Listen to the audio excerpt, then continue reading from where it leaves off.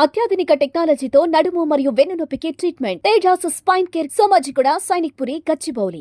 Teachers డేని తెలుగులో గురువుగారి దినం అంటుంటే ఆ మాట ఏమిటి అన్నట్టు ఆయన. ఎందుకంటే దినం అనే మాట తెలుగులో ఎక్కడ వాడతారో అందరికీ తెలుసు.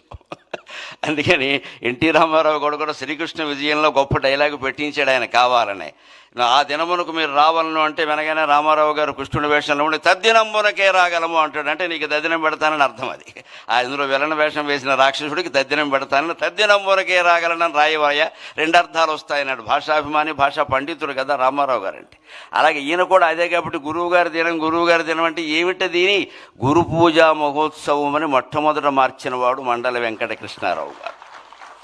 భాషలో అటువంటి దోషాలు సరిచేయాలి మనం. మదర్స్ డే, ఫాదర్స్ డే కానీ తల్లి దినం, తండ్రి దినం అనకూడదు. మనకి దినాలు పెట్టి అలవాట్లేదు. ప్రతిరోజు తల్లిని గౌరవిస్తాం, ప్రతిరోజు తండ్రిని గౌరవిస్తాం. మనకి డేస్ జరుపుకోవడం మానేసి వాళ్ళ పుట్టినరోజు నాడు వాళ్ళ దగ్గర కూర్చుని పారసేవ చేస్తే అది మాతృభాషా దినోత్సవం, మాతృదేవీ దినోత్సవం కూడా అవుతుంది. అటువంటి ఆదర్శాలన్నీ మనం స్వీకరిద్దాం.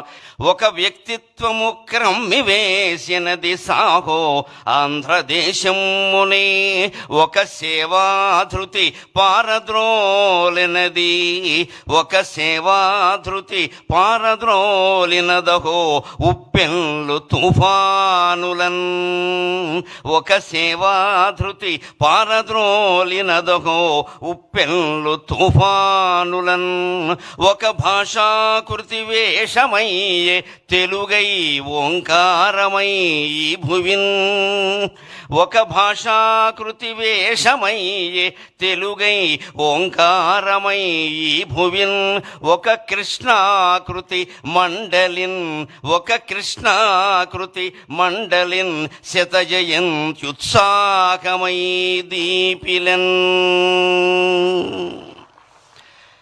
భూమండలాన్ని వసుధ అంటారు తెలుగులో. వసుధ అంటే వసువుల్ని ధరించింది అని అర్థం. వసువులంటే బంగారం, వెండి, నవరత్నాలన్నీ వస్తాయి. ఈ వసుధలో చాలా ముఖ్యమైన అక్షరం ఇది.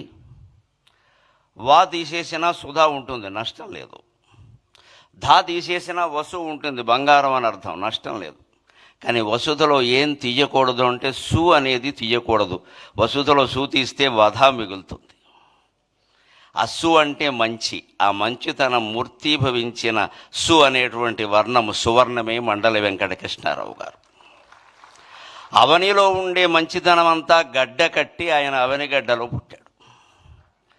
ఆ అవనిగడ్డకి తుఫాను వచ్చినప్పుడు, సునామీ వచ్చినప్పుడు, ఉప్పెన్లు కమ్మేసినప్పుడు పంచె పైకి అడ్డం కట్టి లేచి రైతులందరినీ పిలిచి శవాలు సైతం మోసి అనాథలకి అన్నం పెట్టి ఆదరించి తాను ఒక శాసనసభ్యుడిగా తనని అంతకుముందే ఏకగ్రీవంగా ఎన్నుకున్నటువంటి ప్రజలకి ఒక ఎమ్మెల్యే ఎంత చేయగలడో అంతకు 10 రెట్లు చేసినటువంటి మహానుభావుడైన.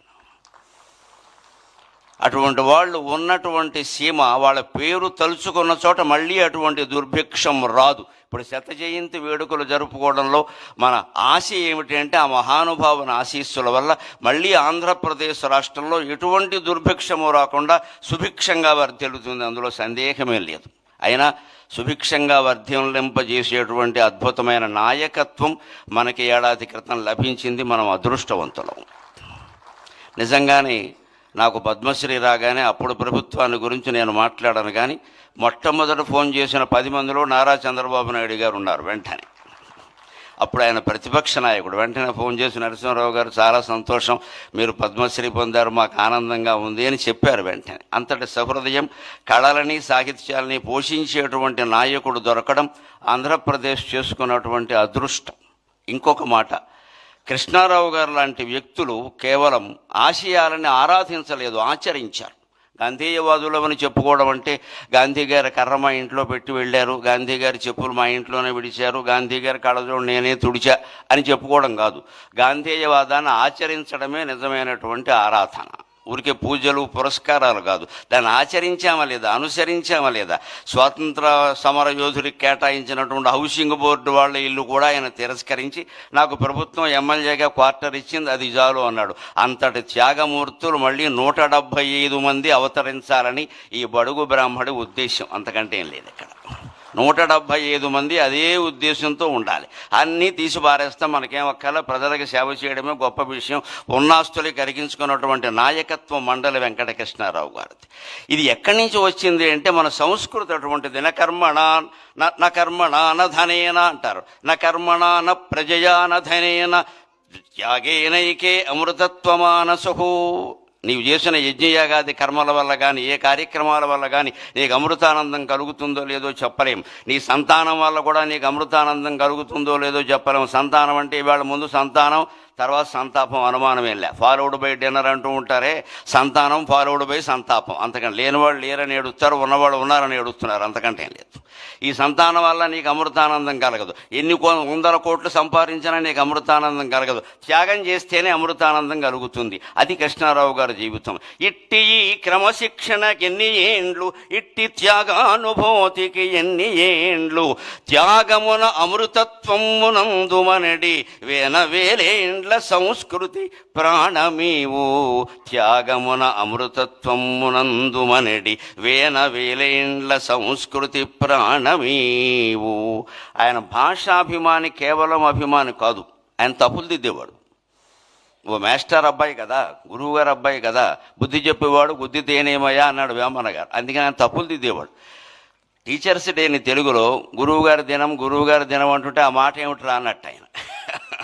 ఎందుకంటే దినం అనే మాట తెలుగులో ఎక్కడ వాడతారో అందరికీ తెలుసు.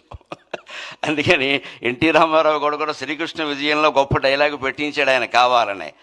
ఆ దినమునకు మీరు రావాలను అంటే వెనగానే రామారావు గారు కృష్ణుడి వేషంలో ఉండి తద్దినమునకే రాగలము అంటాడు. అంటే నీకు తద్దినం పెడతానని అర్థం. అది అందులో విలన వేషం వేసిన రాక్షసుడికి తద్దినం పెడతానని, తద్దినమునకే రాగలనని రాయవాయ, 2 అర్థాలు వస్తాయన్నాడు. భాషాభిమాని, భాషా పండితుడు కదా రామారావు గారు అంటే.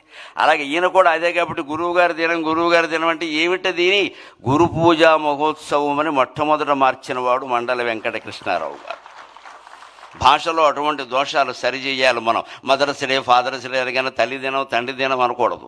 మనకి దినాలు పెట్టి అలవాట్లేదు. ప్రతిరోజు తల్లిని గౌరవిస్తాం, ప్రతిరోజు తండ్రిని గౌరవిస్తాం. మనకి డేస్ జరుపుకోవడం మానేసి వాళ్ళ పుట్టినరోజు నాడు వాళ్ళ దగ్గర కూర్చుని పారసేవ చేస్తే అది మాతృభాషా దినోత్సవం, మాతృదేవీ దినోత్సవం కూడా అవుతుంది.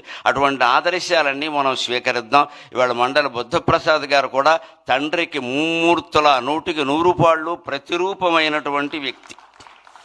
వ్యాసభారతంలో అటువంటి వ్యక్తుల గురించి ఒక మాట చెప్తారు. అంగాద్ సంభవసి ఆత్మావై పుత్ర నామాసి, అంగాద్ సంభవసి ఆత్మావై పుత్ర నామాసి. నా యొక్క ప్రత్యంగము రూపుదాల్చి నువ్వు పుట్టావయ్యా అంటాడు తండ్రి కొడుకుతో వేదంలో. అలాగే కృష్ణారావు గారి యొక్క ఆత్మ, బుద్ధి, మనస్సు, దేహం సర్వావయవాలు రూపుదాల్చి పుట్టినటువంటి వ్యక్తి బుద్ధప్రసాద్ గారు. ఎప్పుడు మేము రాజకీయాలతో సంబంధం లేకుండా మేము 3-4 గ్రూపుకి చెందిన వాళ్ళం ఉన్నాం. నాకు వాట్సాప్లు లేవు కానీ మాట్లాడుకుంటాం ఫోన్లో. ఏం మాట్లాడుకున్నా భాషా సాహిత్యం, ఇంకో మాట ఉండదు అక్కడ. అటువంటి స్నేహం బుద్ధప్రసాద్ గారితో ఉంది. వారి కార్యక్రమం మొదట్లో ఆయన శత జయంతి గురించి చాలా విశేషాలు మనకు చెప్పారు. మళ్ళీ మండలి వెంకటకృష్ణారావు గారు లాంటి నాయకులు 175 నియోజకవర్గాలలోనూ ఆవిర్భవించాలి. ఆంధ్రప్రదేశ్ భారతదేశంలో కాదు ప్రపంచంలోనే ఆదర్శమైనటువంటి రాష్ట్రంగా ఉండాలి అని కోరుకుంటూ నేను సెలవు తీసుకుంటున్నాను. మీ బిజినెస్ ఏదైనా మీ ఊర్లో ప్రమోషన్ చేయాలంటే అది సుమన్ టీవీతోనే సాధ్యం. ఇప్పుడే సంప్రదించండి.